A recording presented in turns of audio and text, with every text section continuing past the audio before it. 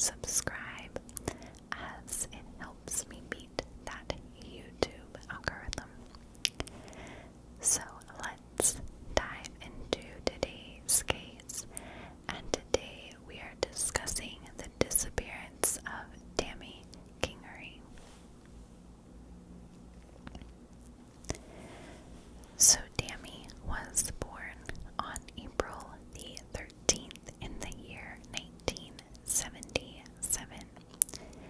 Tammy grew up in Crown Point, Indiana, which is about an hour southeast of Chicago, Illinois. Tammy met her husband, Park Kingery, in the mid-1990s, and they both met while working together. They worked at a local drugstore in Crown Point, Indiana. After Tammy and Park got married, they ended up moving to North Augusta, South Carolina, which is literally just outside of Augusta, Georgia. It's a part of the city, but just on the South Carolina kind of side of things. The Kingerys ended up having 3 children during their marriage. Park had a job as a welder, while Tammy became a nurse. After Tammy had their last child, their relationship grew a bit strained, and both Tammy and Park almost ended up getting a divorce. Tammy at this point in time began to struggle with depression, and both Park and Tammy didn't really get along super well with one another, so some extramarital affairs began to happen around this point in time. In September of the year 2014, Tammy began to get physically ill, most likely just from all of the stress that her marriage was causing her. Tammy ended up getting so sick that she had to miss a few days of work, which was very, very unlike her. She was always on time to work and never missed a day unless she absolutely had to. So this was, like I said, very unlike her. At the time, Park tried to console his wife, but he claims that Tammy kept telling him that no treatment would be able to help treat her depression, and basically there was nothing that could be done to make things better at all.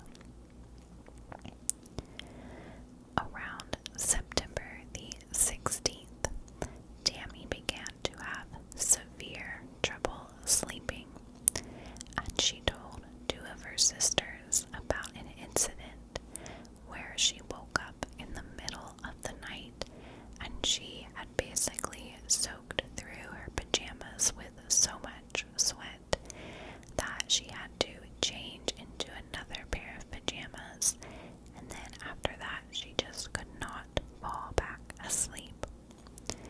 Now, Tammy spoke to these 2 sisters on the phone often, and they were very concerned to hear about all of her stress and her sleeping habits. So they recommended that she speak to a doctor about her sleep issues. So Tammy agreed with them and made an appointment with her doctor for September the 21st in the year 2014. On September the 20th, a day before Tammy's doctor's appointment, Tammy went to work at 7 in the morning like she usually did. Tammy was a nurse at a nursing home, and on this day when she went in, her co-workers could instantly tell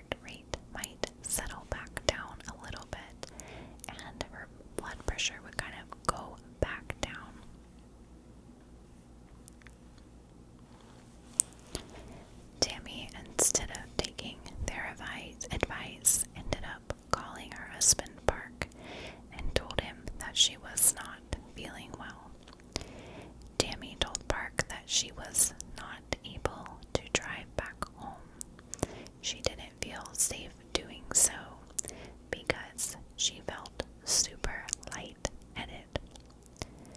Park ended up driving to pick Tammy up from work, and then he took her back to their house.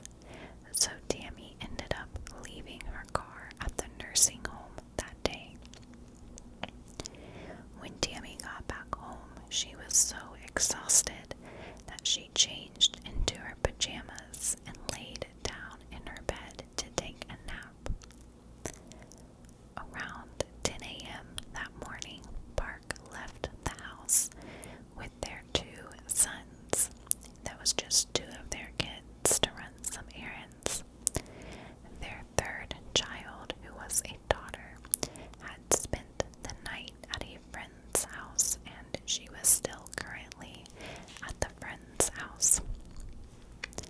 So Park dropped his eldest son off at his mother-in-law's house so that he could mow the lawn for his grandmother.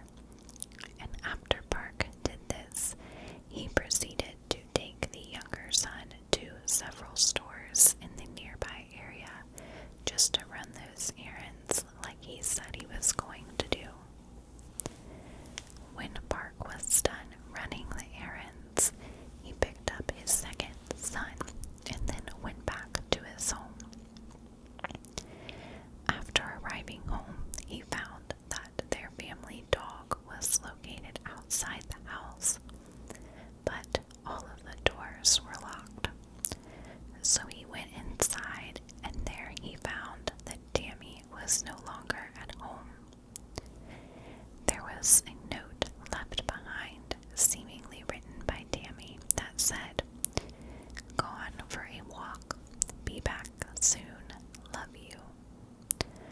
Park then noticed that Tammy's cell phone, her wallet, and her keys were all located within their house. Park immediately grew concerned for his wife, as there wasn't really an area to go walking around on. The area they lived in was not really a neighborhood. They kind of lived off of a highway, and then there was just a lot of deep, heavy woods surrounding their house, so there weren't any sidewalks for Tammy to go walk on, and it would have been difficult for her to get anywhere by walking along the road. So Park maybe assumed that Tammy had gone back or tried to walk to the nursing home in order to pick up her car. So Park left his two sons at the house and drove in his car to see if he could find Tammy walking. As Park was driving to Tammy's work, he called his mother-in-law, explained the situation, and she headed over to the house to help search for Tammy as well. Park was unable to spot Tammy on his way into her work. Her car was still there, so he drove several other ways back home to see if she'd taken a different route, but still, sadly, no sign of Tammy. Park then alerted their daughter and asked that his daughter drive around with her friend to see if they could find her mother anywhere.